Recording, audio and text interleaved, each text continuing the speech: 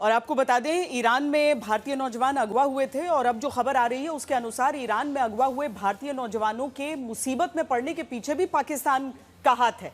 पंजाब के 3 नौजवान ऑस्ट्रेलिया में नौकरी दिलाने के नाम पर ठग लिए गए। उन्हें ईरान में ठहरने के नाम पर ईरानी और पाकिस्तानी लोगों ने अगवा कर लिया। तीनों भारतीयों से पाकिस्तानी खातों में फिरौती की रकम देने की धमकी दी जा रही है। बड़ी खबर यह है कि विदेश मंत्रालय ने इसे लेकर आश्वासन दिया है कि वो ईरान के संपर्क में है। आज तक के सवाल पर विदेश मंत्रालय के प्रवक्ता ने कहा कि भारत ने ईरान की सरकार से इसे लेकर मदद मांगी। अमृतपाल, जसपाल और हुसनप्रीत, पंजाब के ये वो 3 नौजवान जिन्हें जाना ऑस्ट्रेलिया था, लेकिन कबूतरबाजी के जाल में ऐसा फंसे ईरान पहुंच गए, जहां उतरते ही तीनों की जिंदगी खतरे में पड़ गई। 1 मई की रात पैसों की मांग इनके घर वालों से शुरू हो गई, जिसके बाद अगवा करने वालों ने तीनों नौजवानों से मारपीट की और मारपीट के वीडियो मैसेज भेजने शुरू कर दिए। पीड़ित परिवारों का कहना है कि इन 3 भारतीय नौजवानों को पाकिस्तानी डोंकर ने अगवा किया है, जो पाकिस्तानी खातों में लाखों रुपए की फिरौती जमा करने की मांग कर रहे हैं। यह ऐसे ही एक खाते में भेजे गए पैसे की रसीद है। दरअसल ईरान में युवकों का 3 युवकों का अपहरण हुआ, लेकिन जिस खाते के अंदर पैसे मंगवाए गए, फिरौती मांगी गई परिवार वालों से, वो खाता पाकिस्तान बेस्ड था, पाकिस्तान का खाता था। तो इस केस में पाकिस्तान कनेक्शन का, नेक्सस का कोई लेना देना है, इससे इनकार भी नहीं किया जा सकता। ये मामला पंजाब की होशियारपुर का है, जहां 2 एजेंट धीरज और कमल अटवाल ने संगरूर, नवांशहर और होशियारपुर के 3 नौजवानों को सुनहरे सपने दिखाकर ऑस्ट्रेलिया भेजने की जगह ईरान पहुंचा दिया, जहां इन युवकों को छुड़ाने के बदले करोड़ों रुपए मांगे जा रहे हैं और उन्हें पाकिस्तानी बैंक खातों में पैसे जमा करवाने की धमकी दी जा रही है। ये 32 साल के जसपाल की आवाज है, जिसने परिवार वालों को जल्द से जल्द फिरौती की रकम जमा करने की अपील की है। परिवार इस समय हमारे साथ है।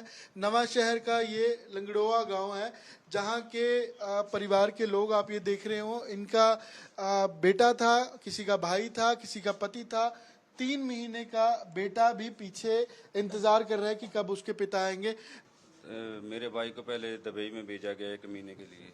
कुछ नहीं कहना चाहे साडे बच्चे सरकार नूं बेनती, साडे बच्चे सानू मिला देण, साडे बच्चे छुड़ा देण उधरों, बस और साडी बेनती कोई नहीं हैगी। रंग दा काम कास दिहाड़ी सी, कहंदा मम्मी मैनू बाहर भेज दो, बाहर कोई बनदा नहीं हैगा। इधर असीं चक थाल के बाहर भेजिया, रसीदां साडे कोल बैंकां दे लोकां टुम्मा मंग मंग के कोई 5 ते ब्याजू चके, असीं सब इदां इकट्ठे मट्ठे करके भेजे।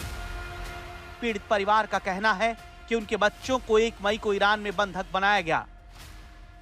डोंकर यानी डंकी रूट से ले जाने वाले दलालों के फोन से ही बच्चों से फिरौती की मांग करवाई जा रही थी, लेकिन 11 मई के बाद से परिजनों को अपने बच्चों से बात नहीं हुई। पहले 2 करोड़ की फिरौती मांगी गई, जो घटकर पहले 1 करोड़ और आखिर में 55 लाख रुपए हो गए।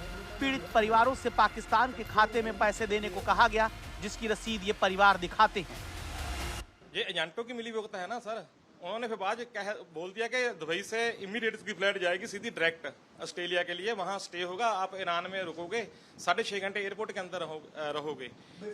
बेवकूफ बनाया गया सर।